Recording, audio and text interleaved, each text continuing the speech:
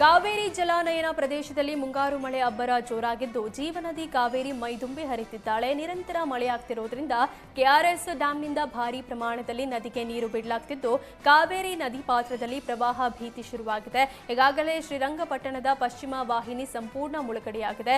ಅರಳಿಕಟ್ಟೆ, ನಾಗರಕಲ್ಲು ಮಂಟಪಗಳು ಸಹ ಜಲಾವೃತಗೊಂಡಿದೆ. ಇನ್ನು ನದಿ ದಡದಲ್ಲಿ ಅಸ್ಥಿ ವಿಸರ್ಜನೆ, ಪಿಂಡ ಪ್ರದಾನಕ್ಕೆ ನಿಷೇಧ ಹೇರಲಾಗಿದ್ದರೂ ಕೆಲವರು ಅಸ್ಥಿ ವಿಸರ್ಜನೆ, ಪಿಂಡ ಪ್ರದಾನ ನಡೆಸುತ್ತಿದ್ದಾರೆ.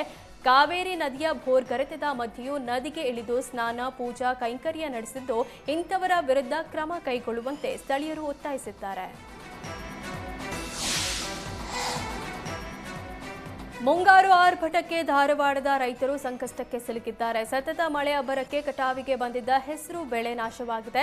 ನವಲಗುಂದ ತಾಲೂಕಿನ ಬ್ಯಾಲಾಳ, ಹೆಬ್ಬಾಳ, ಶಿರಕೋಳ್, ಮೊರಬಾ ಸುತ್ತಮುತ್ತಲಿನ ಗ್ರಾಮದ ರೈತರು ಹೆಸರು ಬೆಳೆಯುತ್ತಿದ್ರು.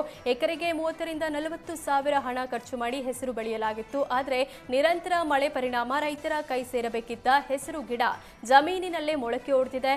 ಕೈಗೆ ಬಂದ ತುತ್ತು ಬಾಯಿಗೆ ಬರದೆ ಅನ್ನದಾತರು ಕಂಗಾಲಾಗಿದ್ದು ಸೂಕ್ತ ಪರಿಹಾರ ನೀಡುವಂತೆ ರಾಜ್ಯ ಸರ್ಕಾರಕ್ಕೆ ರೈತರು ಒತ್ತಾಯಿಸಿದ್ದಾರೆ.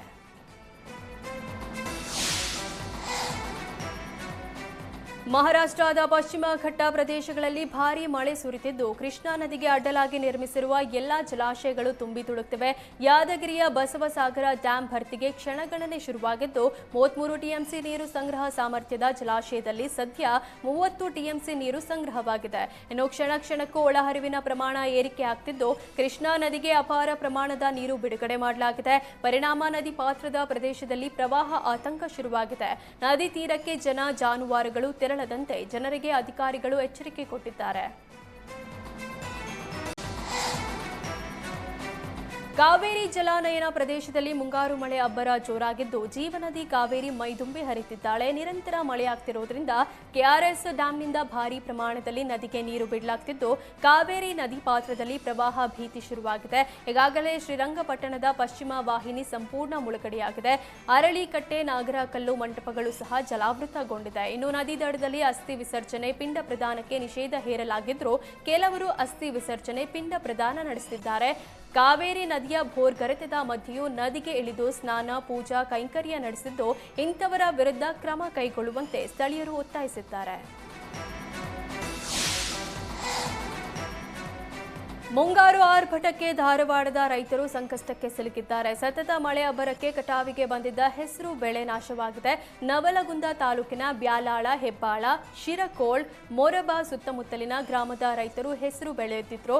ಎಕರೆಗೆ 30 ರಿಂದ 40 ಸಾವಿರ ಹಣ ಖರ್ಚು ಮಾಡಿ ಹೆಸರು ಬೆಳೆಯಲಾಗಿತ್ತು. ಆದರೆ ನಿರಂತರ ಮಳೆ ಪರಿಣಾಮ ರೈತರ ಕೈ ಸೇರಬೇಕಿದ್ದ ಹೆಸರು ಗಿಡ ಜಮೀನಿನಲ್ಲೇ ಮೊಳಕೆ ಒಡೆದಿದೆ. ಕೈಗೆ ಬಂದ ತುತ್ತು ಬಾಯಿಗೆ ಬರದೆ ಅನ್ನದಾತರು ಕಂಗಾಲಾಗಿದ್ದು ಸೂಕ್ತ ಪರಿಹಾರ ನೀಡುವಂತೆ ರಾಜ್ಯ ಸರ್ಕಾರಕ್ಕೆ ರೈತರು ಒತ್ತಾಯಿಸಿದ್ದಾರೆ.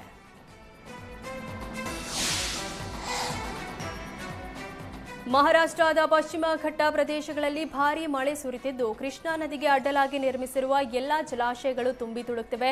ಯಾದಗಿರಿಯ ಬಸವಸಾಗರ ಡ್ಯಾಂ ಭರ್ತಿಗೆ ಕ್ಷಣಗಣನೆ ಶುರುವಾಗಿದ್ದು 33 ಟಿಎಂಸಿ ನೀರು ಸಂಗ್ರಹ ಸಾಮರ್ಥ್ಯದ ಜಲಾಶಯದಲ್ಲಿ ಸದ್ಯ 30 ಟಿಎಂಸಿ ನೀರು ಸಂಗ್ರಹವಾಗಿದೆ. ಇನ್ನು ಕ್ಷಣಕ್ಕೂ ಒಳಹರಿವಿನ ಪ್ರಮಾಣ ಏರಿಕೆ ಆಗ್ತಿದ್ದು ಕೃಷ್ಣಾ ನದಿಗೆ ಅಪಾರ ಪ್ರಮಾಣದ ನೀರು ಬಿಡುಗಡೆ ಮಾಡಲಾಗಿದೆ. ಪರಿಣಾಮ ನದಿ ಪಾತ್ರದ ಪ್ರದೇಶದಲ್ಲಿ ಪ್ರವಾಹ ಆತಂಕ ಶುರುವಾಗಿದೆ. ನದಿ ತೀರಕ್ಕೆ ಜನ, ಜಾನುವಾರುಗಳು ತೆರಳದಂತೆ ಜನರಿಗೆ ಅಧಿಕಾರಿಗಳು ಎಚ್ಚರಿಕೆ ಕೊಟ್ಟಿದ್ದಾರೆ.